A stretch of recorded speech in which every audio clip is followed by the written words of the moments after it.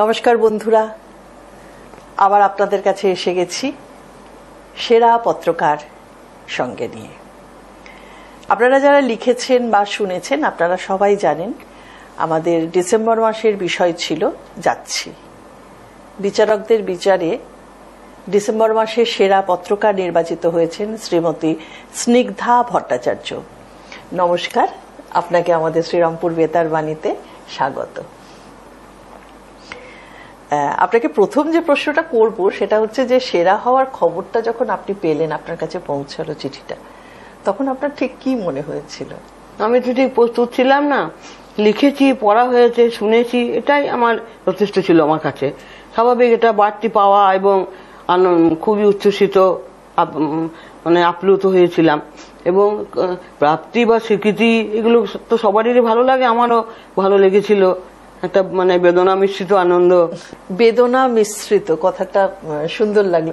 কেন বেদনা? কেন বেদনা? মানে আমি তো প্রথম চিঠি লিখতে শিখেছি আমার মায়ের কাছে। আচ্ছা, ছোট্ট থেকে এটা একটা মানে মা শিখিয়েছিলেন। প্রবাসী বাবা মামা কাকা যারা দূরে থাকতেন কর্মসূত্রে, সেই মোটামুটি উল্টানা কাগজে এবং হাতের লেখার মতো করে চিঠি লিখতাম। তারা প্রচন্ড আনন্দ পেতেন, উত্তর দিতেন, কবিতাতেও উত্তর পেয়েছি এরকম। মানে একটা তারপর থেকে এটা একটা হবিতেই দাঁড়িয়ে গেল। পরবর্তীতে বন্ধু বান্ধব আত্মীয় স্বজন চিঠি লেখাটা হবিতেই দাঁড়িয়েছিল। পরে তো মাঝখানে চিঠি লেখা বন্ধ হয়ে গেল। চিঠি লেখা লাস্ট মা বাবা সব যেমন হয় সবাই চলে গেলেন। তারপরে আবার এইগুলো সব বিভিন্ন তো ভালোই লাগে, লিখতে একটা ভালো লাগার জায়গা চিঠি লেখাটা। সেই জন্য অতীত আপনার কাছে মানে মূর্তমান জীবন্ত হয়ে ফিরে এলো এবং চলে যাওয়া মানুষগুলোকে যেন চোখের সামনে দেখতে পেলাম, সেই জন্য বেদনা। ভালো লাগতো আপনার কথাটা। আপনার সঙ্গে যখন বাইরে কথা বলছিলাম আপনি বলছিলেন যে আপনি ঐকতান পত্রিকা, আমরা জানি যেটা শ্রীরামপুরের হুগলি জেলার সর্বপ্রাচীনতম পত্রিকা, আপনি সেই পত্রিকার সহ সম্পাদক। তো এই যাত্রাপথটা নিশ্চয় একদিনে সম্ভব হয়নি। আমি একটু শুরুর কথা শুনতে চাইছি আপনার কাছে। আচ্ছা, শুরুতে তো প্রথম যেটা মানে পত্রিকাটি প্রকাশ করেছিলেন সবাই জানেন, বিখ্যাত অমিয় গোস্বামী শ্রীরামপুরের। তারপরে পরবর্তী সময়ে মানে 2000 সাল এইসব সময়টাতে ওইখানে বোধিসত্ত্ব বন্দ্যোপাধ্যায় শ্রীরামপুরের নামী কবি, উনি দায়িত্ব নিয়েছিলেন। সেই সময় উনি আমাকে ডেকেছিলেন ওনার পত্রিকাতে। তো তখন থেকে আমি যুক্ত আছি। তারপরে কোনো কারণে হয়তো ওনার চালানোর অসুবিধা হয়েছিল চালাতে। তারপরে দায়িত্ব নেন মাননীয় অধ্যাপক শচীন দত্ত, আপনারাও জানেন। সেই থেকে আমি যুক্ত আছি। কিছুদিন পরে আমি সহ সম্পাদক হই।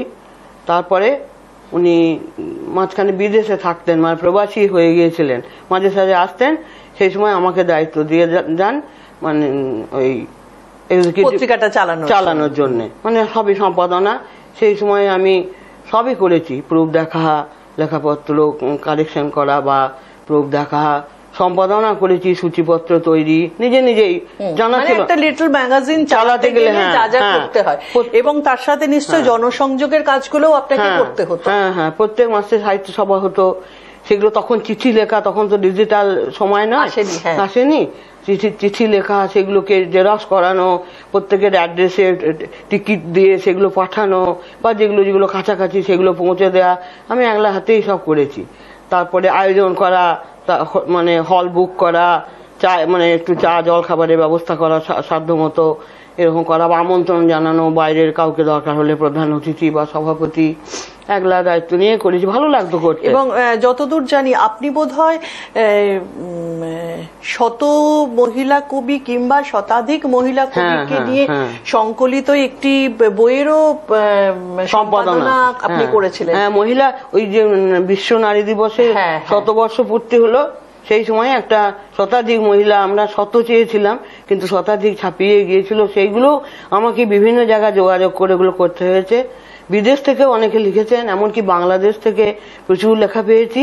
সেই পত্রিকা, সেই বইটি আর কি, কবিতা সংকলনটি আমি সম্পাদনা করেছিলাম। বাহ, খুব ভালো লাগছে। আমরা সবাই জানি ঐকতান পত্রিকা এবং ঐকতান পত্রিকার বর্তমান যিনি সম্পাদক, শতবর্ষ উত্তীর্ণ শচীন কুমার দত্ত, শ্রদ্ধেয় শচীন কাকু, তার ঘনিষ্ঠ সান্নিধ্যে আপনি থেকে ঐকতান পত্রিকার সাথে এত সক্রিয় সহযোগিতা করেছেন, এটা আমাদের একটা গর্বের বিষয়, ভালো লাগার বিষয় হয়ে দাঁড়াচ্ছে যে আপনাকে আজকে আমরা শ্রীরামপুর বেতার বাণীর আমাদের এই সাক্ষাৎকারের আসনে আমিও আনন্দিত আসতে পেরে এখানে। হ্যাঁ, আচ্ছা, আপনার তো লিটল ম্যাগাজিনের সঙ্গে যখন এত ওতপ্রোতভাবে আপনি জড়িত, তাহলে তো অবশ্যই লেখালেখির সঙ্গেও খুব সক্রিয়ভাবে জড়িত। মনে করতে পারেন প্রথম লেখাটা কোথায়, কবে বেরিয়েছিল? প্রথম আমার 1975 সালে। আচ্ছা, মানে 50 বছর আগে।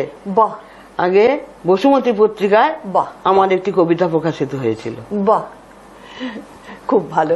তো লেখার চর্চা চলছে? তো চলছে, পড়াশোনা পড়িও, পড়তে ভালোবাসি, বই লিখি, সংসারেরও রান্না বান্না করতেও ভালোবাসি, সেলাই বোনাও ভালোবাসি। আচ্ছা, আমাদের শ্রীরামপুর বেতার বাণীর যে পত্র বিভাগ, এই পত্রের বিষয় বা যেভাবে উপস্থাপনা, সেইটা নিয়ে আপনার অভিমত কি? আপনার অভিমত আমার ভালোই লাগে, বিষয়গুলো বেশ অভিনব মনে হয় আমার ব্যক্তিগতভাবে। অভিনব নির্বাচন ভালোই লাগে, এবং ঘরোয়া একটা পরিমণ্ডল ভালো লাগে। আর বিশেষ করে আমাদের শ্রীরামপুরে নিজেদের জায়গায় একটা এরকম করেছেন আমাদের ডাক্তারবাবু, এটা একটা গর্বের আমাদের একটা জায়গা। আপনার সাথে কবিতা নিশ্চয়ই এনেছেন, সেরকমই বলেছিলাম। একটা কবিতা কিংবা গল্প, যা হোক কিছু যদি একটা কবিতাই পড়ি। হ্যাঁ, পড়ুন। গতিপথ। সম্পর্কের গতিপথ উপপথে উপনীত হয়ে যায়, শাখা প্রশাখারাও অনুগামী হয় অনায়াসেই। অবিরাম সুখ, আরাম আর আনন্দের অন্বেষণ, অদূরে উপেক্ষিত আহত একাকিত্বের বৃষ্টিজল। পৃথিবীটা যেন ছোট হতে হতে হৃৎপিণ্ডেই বন্দী। সম্পর্কের সুতোগুলো আজ আলোকবর্ষ দূরে, বহু দূরে। হঠাৎ কোথাও শ্রাদ্ধের মন্ত্র উচ্চারণ ধ্বনিত হয়। স্মরণ, মনন, চিন্তন, কথন, অনুভবহীন শূন্যতায় অশোক কাননে মিলন মেলার উচ্ছ্বাস উদযাপন।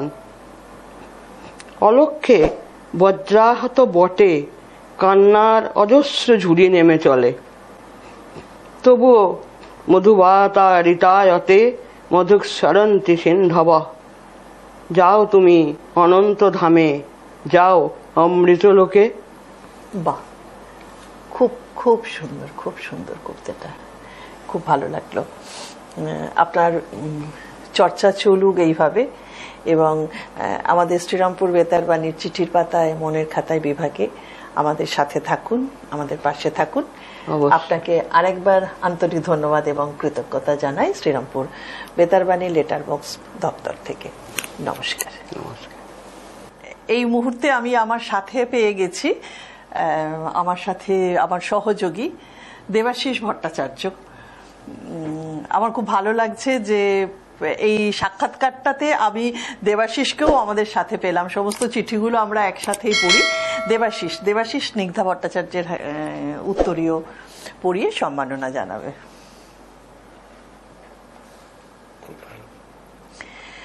এবং স্মারক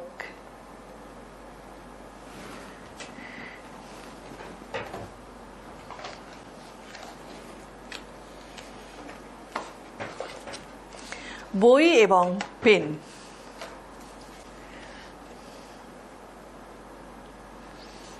নমস্কার।